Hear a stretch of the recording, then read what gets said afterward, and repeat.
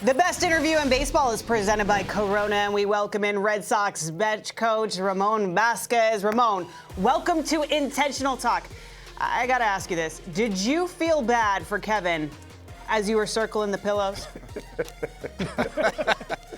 I did not, actually. I did not. He said no. It was a good time for us as a team in Texas that year, so it was a fun game. Yeah. The whole thing to this whole equation, guys, is I'm playing left field. This is game one of a doubleheader. It was 27-3, and I'm like 2 outs. I'm sitting like, if Ramón goes deep right here, I mean, this is crazy. It's going to be 30-3. I've never heard of anything like that in my life. And sure enough, he goes deep, and it was 30-3. Ramón, what were the vibes like in your clubhouse? Because that was game one, you know, and that was when I was. Guys, I haven't told you this, but that was right in the middle of this 52-game, Nino, I'm going to show you the base.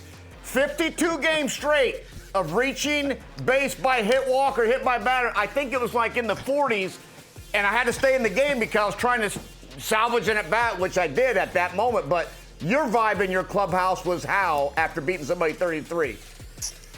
I tell you what, it was in the dugout at the moment. It was like every swing we took, it was a ball going through, falling for a hit, walks, homers. I mean, guys came in the middle of the game and got a homer with 5 RBIs. It was crazy. It was a doubleheader. I mean, 30 runs, I really never thought. That game was 5-2 in the 5th inning. That's what people don't really. Right. It was 5-2 in the 5th. And I remember my last 2 at-bats. I punched out against Paul Shuey. I kind of took an 2-0 fastball, and then I fell behind in the count. I ended up punching out. I'm like, you know what? I'm not taking a strike if I get up there again. Like, I'm going to go let it rip. And I took the first pitch, and it was a ball. Next thing you know, I'm swinging at the next one, and he went out for a homer to make it 30. Was not trying to make 30 runs. I was not thinking. I was thinking about putting a good swing. Don't punch out again. Yeah. Don't strike out again. You know what? Another crazy part about that game is, like, no position player pitched for you guys. It was all pitchers. Yes, you're right. You know, you would think a position player. Yeah, I mean, position player.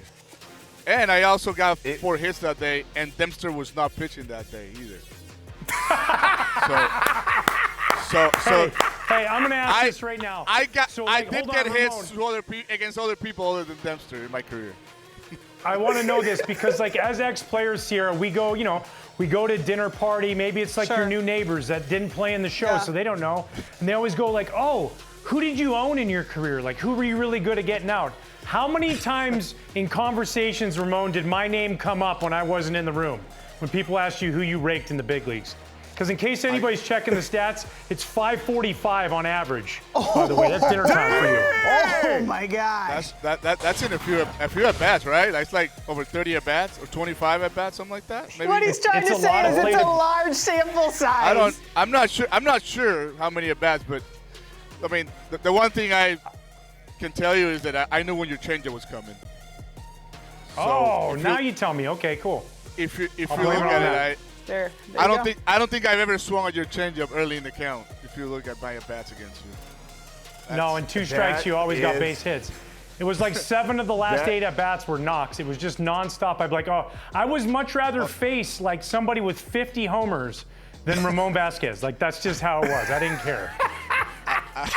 So good, dude. Hey, all singles. There's no slug, always no slug, dude. no singles. There's always a dude. That's some good stuff right there. I do want to talk about last night. Alex Cora, Walker Buehler, they go. When you're the bench coach, and listen, when the manager goes, you're taking the card, it's time to go. And most of the time when a manager gets thrown out, it's to fire up the team. This happened so fast, right? We all saw it, ball down the middle. Walker's asking the plate was down the middle. He goes, and then obviously Alex has got to go. What's that like for you, though? Because immediately you are the man in charge, and then you obviously get the W. Talk to me about that. Well, you know, on a daily basis, we prepare. I mean, I'm sitting down with the guys. Bell's do his homework with the pitching. So is how we're going to attack the guys. And we're prepared to every situation. I mean, we were not prepared for him to be kicked out of the game in the 3rd inning. But it was just about him making a decision who's going to come in and start throwing that inning. And they go from there. We actually navigated the whole game pretty decent. Not the best case scenario for us, but we were prepared. We knew what we had in the bullpen available, what we didn't. So it actually worked out for us in a good way. The 2 home runs right away in that inning to take the lead 2-0. That actually we made different decisions because of it. We took the lead, and after that, it was just kind of navigating through their lineup and looking for the best matchups. Talking in the bench with everybody, with Tech, Bales, and making the right decisions, and we did. So I'm glad we got the win yesterday. Be honest, do you always wish once in a while that, hey, AC, I need you to get thrown out because I feel like man today. I want to be skipped for a few innings. Honestly, I really don't. I'm hoping he's actually has not been thrown out of the games too often. I know that situation last night, it just got out of hand. Looking at the replay, I feel like he should have not getting kicked out. I think, I agree. Just have a conversation with the guy, argue about whatever you want to argue, but talk to him. But I feel like he pulled the trigger too early on him and put us in a really bad spot, but we came through. Hey, I'm curious, Ramon, when your manager gets thrown out now, usually he says some things, right? Like the language he uses tends to fire the umpire up. So now you take over. Do you feel like, man, I don't even really get to say what I want to say because I'm going to get this guy's on quick trigger over there. I might get tossed. So now I can't even argue anything throughout the rest of the game. I actually went out there about 3 or 4 innings later to ask him because I honestly I missed the situation with the whole stolen base attempt. I'm running the running game. I missed a lot of the things that really happened, and you can't really look at it in the iPads because it's just a pitch.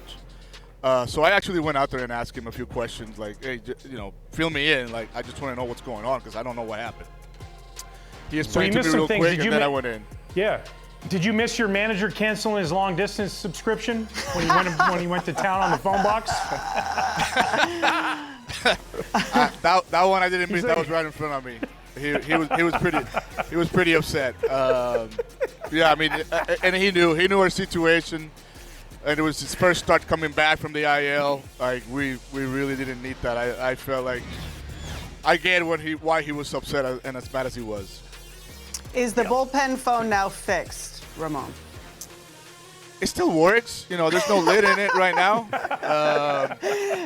But we got good use. Okay. We got good use, okay. So we can actually use the sign. If we're going to the bullpen, we just show the sign bullpen. Sure. Yeah. Perfect. We'll test the connection a little bit later on. But, you have known Kevin for a while. So give us some dirt on our boy, an inside baseball story. Yeah, he bullied me 30-3. We already got that. No, the 30-3 was actually I got two stories. Ooh. It was actually a good one. I asked him one time. Remember, you got the boots. 2004 championship. You got some boots made, right? Yeah. So I asked you one time that one year in Baltimore, and it's like, and by the way, I asked you, do you still have them? And he's like, oh yeah, I haven't. I just ordered some new ones. Baltimore Orioles, last place. That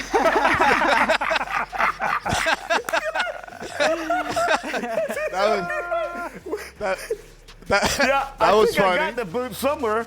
Hey, wait, here they are right here. Oh my Stop There's it. the first place ones. There There they are. they are. But I don't know where the Orioles ones went. And I actually also remember you opening day at home in Boston in 2005, because I was there.